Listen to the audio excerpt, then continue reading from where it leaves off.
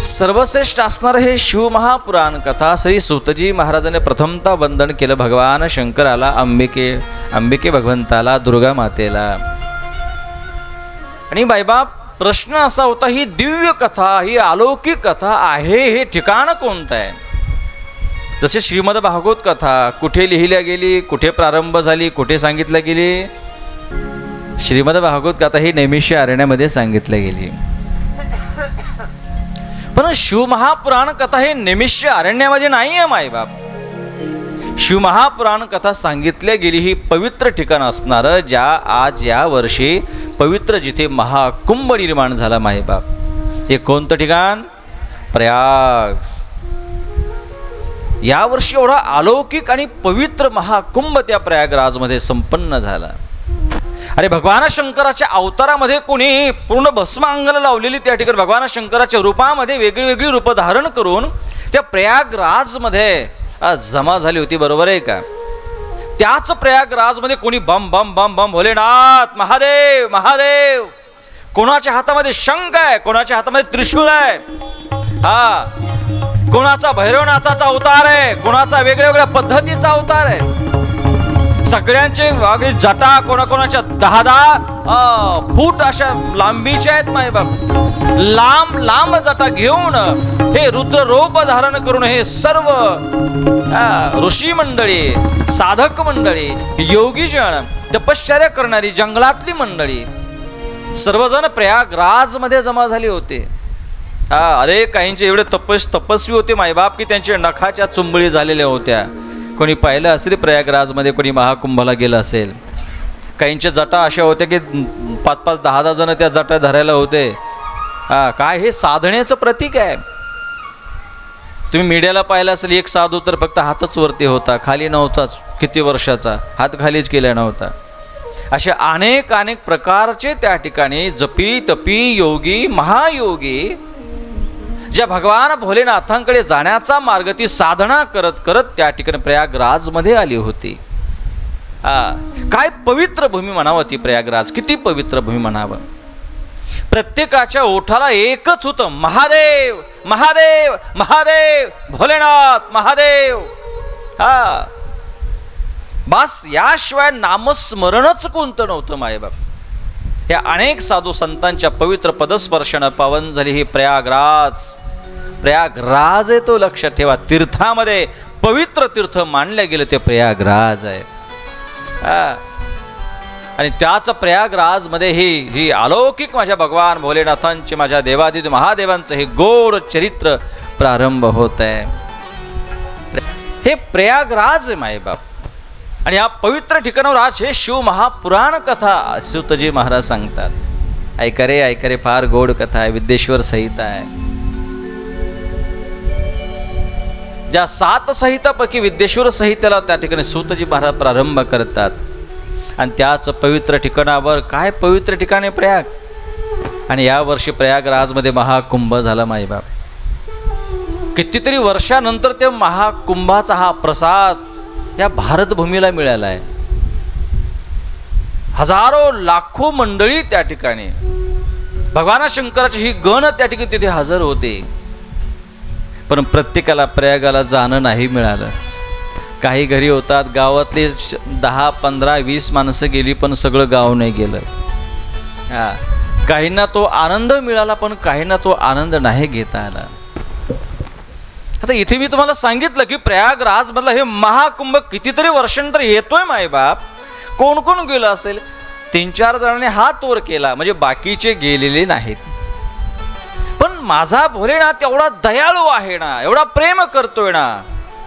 तो लहान असो मोठा असो, प्रत्येक जण त्याच्यासाठी खूप आदरयुक्त आहे मायबाप. पण त्यानं एक कृपा केली मायबाप की हा प्रयागराजमधला हे तीर्थाचा प्रसाद सर्वांना मिळावा, याच्यामधून कोणीही वंचित राहू नाहीये. याकरता काय चमत्कार माझ्या भोलेनाथानं केला, फार मोठा चमत्कार केलाय. तो चमत्कार तुमच्याही लक्षात नसेल आला. तो चमत्कार काय माहिती का? या वर्षी एकही असं गाव नसेल की त्या गावामध्ये शिवमहापुराण कथा झाली नाही. आणि शास्त्र सांगते जगात सर्वात मोठं तीर्थ मानलं गेलंय. काय? जगातली सर्व पवित्र तीर्थ ज्यामध्ये विराजमान आहेत, जगातलं सर्व तीर्थ, सर्व गंगा, जेवढ्या नद्या आहेत मायबाप, ज्या विराजमान आहेत ते शिवमहापुराण कथा आहे. आणि जगातलं सर्वात महान तीर्थ मानलं गेलं ते शिवमहापुराण कथा आहे. म्हणून भगवंताला वाटलं की नाही माझ्या पुसतकरांना सगळ्यांना तिथे जाणं नाही झालं. इथली गेली तरी किती 4-5 माणसं जाऊन आली, पण बाकीचे कुठे गेली? प्रत्येकाकडे तेवढी सहनशीलता म्हणा, परिस्थिती म्हणा नाही रे मायबाप. मग काय करावं? त्यांना सुद्धा प्रयागराजमधला त्या तीर्थाचा प्रसाद मिळावं याकरता माझ्या भगवंतानं महान तीर्थ आज पुस्तकमध्ये घेऊन आला मायबाप. हे महान तीर्थ की या तीर्थाचा सर्वांना प्रसाद मिळावा, सर्वांना आनंद मिळावा, तो आस्वाद सर्वांना मिळावा याकरता भगवंताने प्रयागच इथं आणलं. हे प्रयागच इथं माझा भोलेनाथ घेऊन आलाय. नोहे पुसदच नाहीये. या वर्षी असं एक गाव नव्हतं की ते शिवमहापुराण नव्हतं. काय मोठा चमत्कार म्हणावा हा. ही तर भगवंताची काय आहे. एक शब्द आज कथाच आपली कृपा या शब्दावर होणार आहे. तर तुम्ही बोलत चला. ही काय भगवंताची? ही कृपा आहे. आज कृपा कशाला म्हणते या 2 शब्दावर मी बोलणार आहे. हे लक्षात ठेवा. भगवंताची कृपा कशाला म्हणतात? हीच आहे भगवंताची कृपा. आणि त्याच पवित्र ठिकाणावर जिथे त्या ठिकाणी असंख्य ऋषी आहेत, असंख्य ऋषी आहेत. आणि त्या प्रयागराजमध्ये हे असंख्य ऋषी जमा झाल्यानंतर विचार करतात. आज त्या धर्मक्षेत्रावर, त्या महाक्षेत्रावर आज त्या ठिकाणी असंख्य ऋषी आहेत, असंख्य ऋषी आहेत. आणि पवित्र ठिकाणावर गेल्यानंतर त्यांच्या मनामध्ये पवित्र भावना निर्माण झाल्या की अरे कुठेतरी सत्संग करावा, कुठेतरी सत्संग करावा. आणि भोलेनाथांचा सत्संग करण्याची भावना त्यांच्या मनात निर्माण झाली. मायबाप एक सांगू का, कथा करण्याकरता सुद्धा पवित्र भूमी असावी लागते. काय ऐकताय ना? कथा करण्याकरता मनामध्ये पवित्र विचार निर्माण होण्याकरता पवित्र भूमीच असावी लागते. एक सांगू का, ज्यावेळेस आपण मंदिरामध्ये जातो, शिवालयामध्ये जातो, एखाद्या पवित्र ठिकाणावर जातो ना, त्या ठिकाणी कधीच माणसाच्या मनामध्ये विचलित मन होतच नाही आहे. अविचार कधी माणसाच्या मनात येत नाही आहे मायबाप. एखाद्या आळंदी ठिकाणी म्हणा, चारीधाम यात्रेला गेलो ना तर फक्त भगवंताविषयीच विचार असतात, पवित्र विचार निर्माण होतात. नव्हे किंबहुना ज्यावेळेस तुम्ही कथेमध्ये बसताय ना, मला सांगा ना, 3 तास आपल्याकडून कधीतरी कोणाची निंदा होते का? 3 तास कधीतरी आपल्या मुखावाट अपशब्द निघतात का? 3 तास आपल्या अंतःकरणामध्ये कोणाविषयी कधी पाप निर्माण होत आहे? नाही ना मायबाप. का होत नाही? ही भूमी पवित्र आहे. इथे विचार फक्त पवित्रच निर्माण होणार मायबाप. ही शिवमहापुराण कथा म्हणजे केलेल्या पापाचा, कर्माचा पश्चाताप होणं म्हणजे हे शिवमहापुराण आहे. जी जीवनामध्ये आपण कर्म केली ना मायबाप, त्याचा पश्चाताप होतोय ना माणसाला, कुठे होत नाहीये. मला सांगा, संसार करत असताना कधी संसार केल्याचा पश्चाताप कोणाला झाला? आता जेवढी सगळे काही कोणी संन्याशी नाही, कोणी असं म्हणलं का काय लग्न करून फार पश्चाताप झाला, असं वाटतं संसार सोडून द्यावा, जंगलात जावा. बोला ना, कधी असं झालं का हो? बरं, पश्चातापानं कोणीतरी संसार सोडला का? खोड गेले मामा. तुम्हाला एवढे 4 धाम केले, पश्चाताप झाला का आता द्यावा संसार, लेकरं बाळं सोडून द्यावा आणि तिकडेच राहावं? नाही. कधी कोणाला पश्चाताप होतोय का? नाही होत. का होत नाही? संसारामध्ये पश्चाताप कधी होत नाहीये. का? ठिकाणं संसाराचं आहे. पश्चाताप कधी होतात? पवित्र विचार कधी निर्माण होतात? ज्यावेळी त्या ठिकाणाहून एखाद्या पवित्र ठिकाणावर गेल्यानंतर हे पवित्र विचार निर्माण होतात. पापाचा पश्चाताप पाप करताना कधीच होत नाही. होतोय का? एखादं वाईट कर्म आपण करतोय, खोटं बोलतोय, खोटा व्यवहार करतोय, हे सगळं खोटा व्यवहार करत असताना त्याचा पश्चाताप होत नाहीये. नाही होत. कधी होतो पश्चाताप? हे केलेले कर्म कधी दिसतात सांगू का? ज्यावेळेस आपण एखाद्या पवित्र ठिकाणावर जातो त्यावेळेस हे केलेले कर्म माणसाला दिसतात. हा, संसारामध्ये पश्चाताप होतच नाही, आणि झाला तर संसार होत नाही. पश्चाताप कधी होतो माहिती आहे का? जोपर्यंत आपल्याला ईश्वर भेटला तोपर्यंत संसाराचा पश्चाताप होतो. जोपर्यंत सत्संगामध्ये आपण आलोय ना तोपर्यंत पश्चाताप होतो मायबाप. हा, ही पश्चाताप करण्याचं ठिकाण आहे. देवाच्या आठवणीमध्ये केलेल्या कर्मामुळे रडण्याचं, पश्चाताप करण्याचं हे ठिकाण आहे. केलेली कर्म, मी असं वागलो, मी तसं वागलो, हे कधी लक्षात येत आहे? हे सत्संगाच्या ठिकाणावर आल्यानंतर. कारण पाप करत असताना, अधर्म करत असताना कधी माणसाच्या लक्षात येत नाही याचा परिणाम काय होणार आहे. म्हणून हे का सत्संग करावा, का कथा ऐकावी, का इथे 3 तास बसावं? त्याचं कारण आहे केलेल्या कर्माचा पश्चाताप. हे घरदार सोडून, संसार सोडून इथे का बसायचंय? काही काम नाही म्हणून आपण इथं आलोय? नाही ना मायबाप. अरे आपण जीवनामध्ये जे कर्म केली ना मायबाप, ही सर्व आठवण करून देणारी ही कथा आहे. जीवनातली जेवढी आपण कर्म केली, जेवढ्यांना दुःख दिलं ना मायबाप, हे सर्वांचं दुःख, हे कुकर्म, हे पाप, हे आठवून देणारी ही कथा आहे की नाही बाबा, तू असे कर्म केलेत पण आता करू नकोस. हे मार्गदर्शन, हे मोटिवेशन, हे आध्यात्मिक मोटिवेशन ही कथा जागृत करते, सावध करते. अरे जाग हो, हे बघ आतापर्यंत तू एवढी कर्म केलीस, याचं महाभयंकर पाप, हे दुःख तुला भोगावं लागेल. हा, आता करू नको, सावध हो, मी आलोय तुला सांगण्याकरता, तुला जाग करण्याकरता आलोय. जाग हो तू.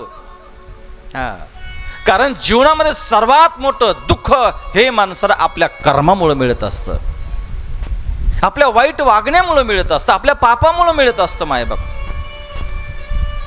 आणि पापाचा पश्चाताप फक्त कथेमध्ये, सत्संगामध्ये, भगवंताच्या शिवालयामध्ये होत असतो. घरी होत नाही, नाही होत, घरी नाही होत. आणि घरी जर पश्चाताप झाला, कधी होतो माहिती आहे घरी पश्चाताप? जोपर्यंत लेकराने सुनाने ढासपूस करायला सुरुवात केली का, सून चहा वेळेवर देत नाही. ए सुनबाई, अगं मला चहा पाहिजे, जरा दम आहे का? आम्हाला दुसरे कामं नाहीत का? तेवढंच काम आहे का? का तुमची सेवा करण्याकरता आले का मी? दुसरे कामं नाहीत मला? अरे ज्यावेळेस आपला मुलगा म्हणतो ना, पप्पा तुम्हाला काही बुद्धीचा प्रकार नाही, तुमची आता बुद्धी जरा त्याची जी स्मरणशक्ती जरा कमी होत चालली आहे, तुमची बुद्धी काम करत नाही, जरा ठिकाणावर बसा ना, आम्हाला कामं करू द्या, आम्हाला सुचू द्या काहीतरी. ज्यावेळेस हा संसार माणसाला दुःख द्यायला लागतो ना, त्यावेळेस माणसाला पश्चाताप होतो. तोपर्यंत माणसाचे डोळे उघडत नाही. एक सांगू का, हाच संसार आपल्याला जागृत करतोय, पण माणसं जागृत होत नाही. माणसं एवढे संसाराला चिटकले ना,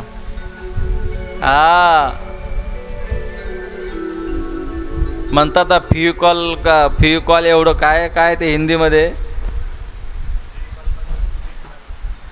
फ्युकॉल का जोड तुटे से ना तुटे. काय करा, हिंदीचा प्रॉब्लेम आहे, मला हिंदी शिकायची, मला यांच्याकडून शिकणार आहे. पण कदाचित फ्युकॉलचा जोड तुटू शकतो, पण संसारात एवढा चिटकला तो कोणतं फ्युकॉल असं देव जाणे. माणसं संसारात चिटकले. बरं मला सांगा, संसाराने आपल्याला धरलं का आपण संसाराला धरलंय? बोला ना रे. वाह, क्या बात आहे. आपण संसाराला पकडलंय का संसाराने आपल्याला पकडलंय? नाही, संसार कधीच कोणाला पकडत नाही, आपण संसाराला पकडलंय. पण मला सांगा, अरे दुसऱ्याने आपल्याला जर पकडलं असेल तर ते सोडण्याची ताकद असेल, तोच तो सोडू शकतो. पण आपण जर संसाराला सोडला असेल, धरला असेल, तर आपण कधी सोडू शकतोय. पण सुटतो कधी? नाही सुटत ना. नाही मायबाप, ऐका रे, जरा ऐका, फार गोड विषय आहे की ही शिव महापुराण ही पश्चाताप करण्याची कथा आहे. आणि का 3 तास इथे बसावं? या करता कसं बसावं की संसार करत असताना, व्यवहार करत असताना कुठेतरी आपल्याकडून पाप होतोय, अधर्म होतोय, चुका होत्या मायबाप. आणि त्या चुका अंतकाळी एवढं दुःख देतात ना, एवढं महाभयंकर दुःख देतात ना. मी काल बोलून गेलं, दुःख कधी कोणाच्या रूपानं येईल सांगता येत नाही. कधी रोगाच्या रूपानं येईल, कधी पुत्राच्या रूपाने येईल, कधी व्याधीच्या रूपाने, कष्टाच्या रूपाने, कशाच्या रूपाने येईल सांगता येत नाही. याकरता त्याला सामोरं जायचं नाहीच आहे आपल्याला. कुठेतरी जीवनामध्ये पश्चाताप हा महत्वाचा आहे. पश्चातापेन शुद्धता. जर केलेल्या कर्माचा जर आपल्याला पश्चाताप झाला ना मायबाप, एक सांगू का, जेवढं पाप प्रगट कराल ना आपण तेवढं पाप नाहीसं होत असतं, लक्षात ठेवा. पण माणसं नेमकं असं आहे ना, पाप झाकून ठेवतात, पापावरच पांघरून ठेवतात आणि पुण्य उघडं करतात. का? अरे आकाश दुर्गा मंडळातर्फे शिवमहापुराण आयोजित कथा होते. शिवमहापुराण तिथे मी 1000 रुपये दक्षिणा दिली. आळंदीमध्ये मी पंगत घातली, इथे मी दान केलं, इथे पंगत घातली, इथे अन्नदान केलं. हे सगळ्यांच्या लक्षात राहतं. पण केलेलं कुकर्म, केलेलं पाप हे कोणाच्या लक्षात राहतं? माणसाकडे पुण्याचा हिशोब भरपूर आहे, पण पापाचा हिशोब कोणाकडं नाही मायबाप.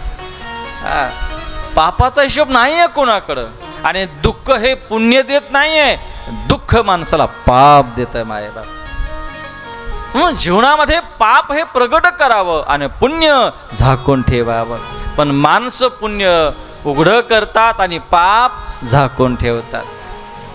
डॉक्टरकडे गेल्यानंतर मला सांगा, तुम्हाला एखादा रोग झाला, डॉक्टरने विचारलं काय काय तुम्हाला झालं, तुम्ही बोललेच नाही, तर तुमच्या आतल्या रोगाचं निदान लागू शकतं का? नाही मायबाप.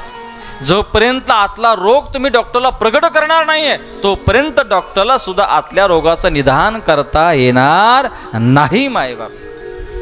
या करता भगवंताकडे लोक जात असताना देवाला फक्त सांगतात, देवा मी इतकी पूजा करतोय तुझी, एवढं एवढं करतोय, मी चांगलं करतोय, जप करतोय, हे करतोय, पण देवाला असं का म्हणत नाही, देवा मी दुकानदारीमध्ये एवढी गफलत केली, एवढं गरिबाचा पैसा लुबडला, आज दिवसभरातून यांना त्यांना पैशा करता एवढं खोटं बोललो, हे देवाला सांगत नाही, चांगलं सांगतात लोक. अरे तो महान डॉक्टर आहे, जगाचा डॉक्टर आहे. जगातला सर्वात मोठा डॉक्टर म्हणजे तुम भगवान शंकर आहे मायबाप. मग हे जे पापाचा रोग आहे तो देवाला आपण सांगत नाहीये की देवा अरे एवढं एवढं पाप झालं रे माझ्याकडून, तेवढं पाप झालं, हे पाप झालं, ते पाप झालं, मला तुझ्याकडून काही मागायचं नाहीये, पण आता तर इथून पुढे असं पाप होऊ देऊ नको. पण माणसं पाप मागत नाहीये, पाप सांगत नाहीये, केलेलं पुण्य मात्र देवाला सांगतात. हर हर, जरा जोरात म्हणा ना, हर हर हर हर. म्हणून ठिकाण महत्वाचं आहे मायबाप, ठिकाण महत्वाचं आहे.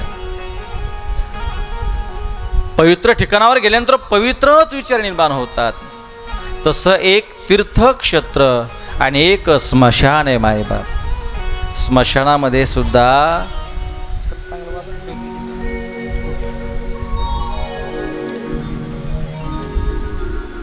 एक स्मशान आहे.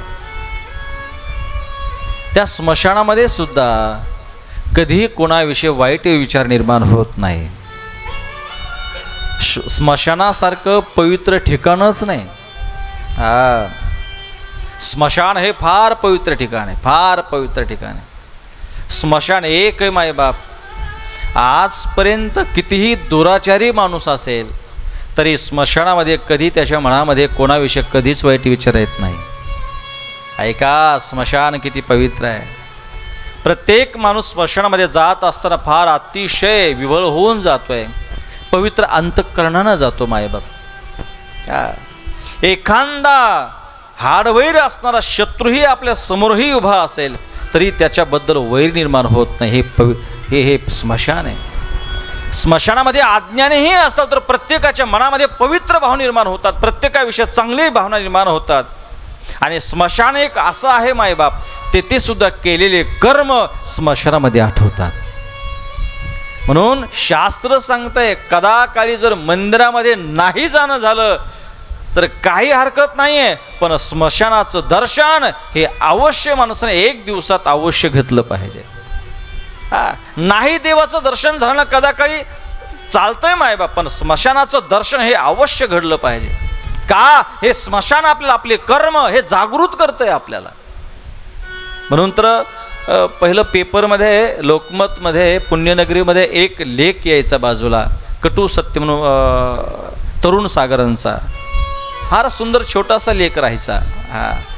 ते कटू सत्य असं होतं मायबाप की मंदिर गावात असतात का गावाच्या बाहेर? बोला ना तुम्ही. आणि स्मशान घरा शेजारी कुठे असतंय? गावाच्या बाहेर असतं. पण तरुण सागरांचं मत असं आहे मायबाप की असं व्हावं की मंदिर गावाच्या बाहेर असावे आणि स्मशान गावात असावं. का? कारण स्मशानाला पाहिलं की माणसाच्या मनात पवित्र विचार होतात. आणि एक सांगू काय विशेष, एक दुसरं सांगतोय की स्मशानामध्ये विनाकारण गर्दा कोणी करत नाही. कपिल भाऊ करतं का कोणी विनाकारण गर्दा? कधी तुम्हाला असं झालं का काय आज फार बोर झालंय, चला मस्त जाऊ आता स्मशानात गप्पा मारायला? असं झालं कधी की विनाकारण की चला आज फार जरा अस्वस्थ वाटू लागलंय, जरा थोडं फ्रेश होऊ, गप्पा मारायला जाऊ स्मशानामध्ये? गेलंय कोणी? नाही ना. स्मशान एक असं ठिकाण आहे की तिथं विनाकारण कोणी गर्दा करत नाहीये माय. नाही, विनाकारण गर्दा कोणी करत नाही.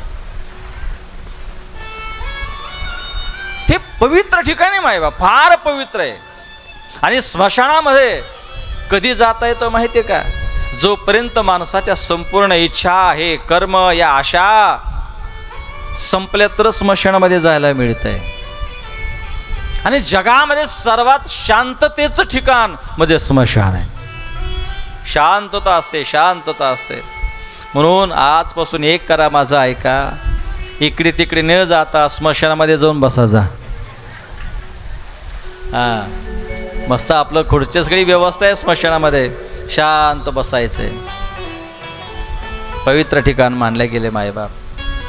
म्हणून कथा करण्याकरता, सत्संग करण्याकरता पवित्र भूमी असणं अत्यंत महत्त्वाचं आहे. एकदा जोरात हर हर हर हर हर हर.